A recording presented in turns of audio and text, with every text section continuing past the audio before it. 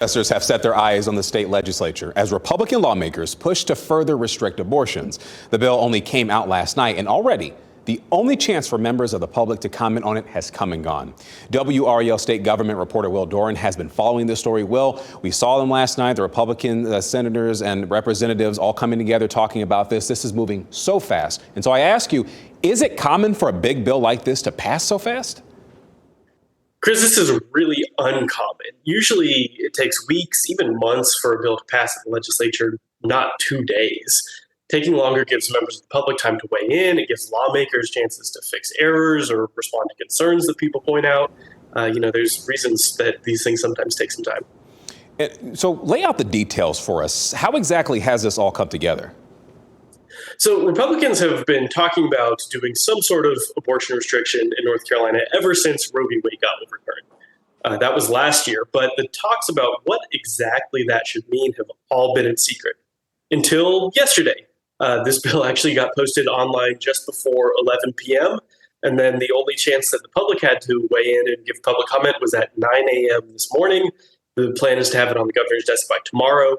So, yeah, this is moving really fast. And critics say that that is an undemocratic process, that Republican lawmakers are forcing it through really quickly to really stop protests from growing. And, they say that they want this to become law without people having even heard that it's happening.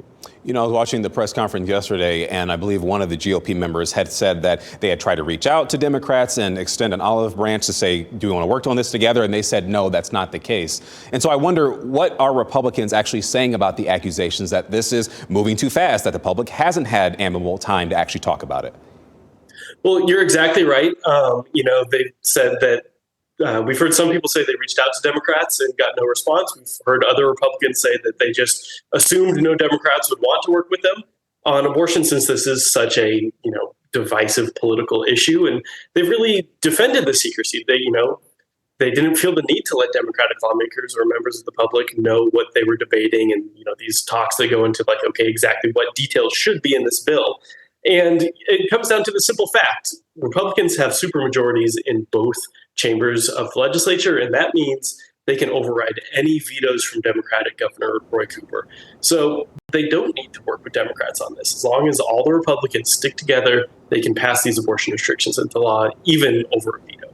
Governor Cooper even put on Twitter that, he plans to veto this, but he needs help in order to make that happen. So we'll, of course, be watching it very carefully. Will Doran reporting live. Thank you, Will. And for more coverage of what the abortion bill would do beyond that 12-week ban, visit the NC Capitol section of WREL.com.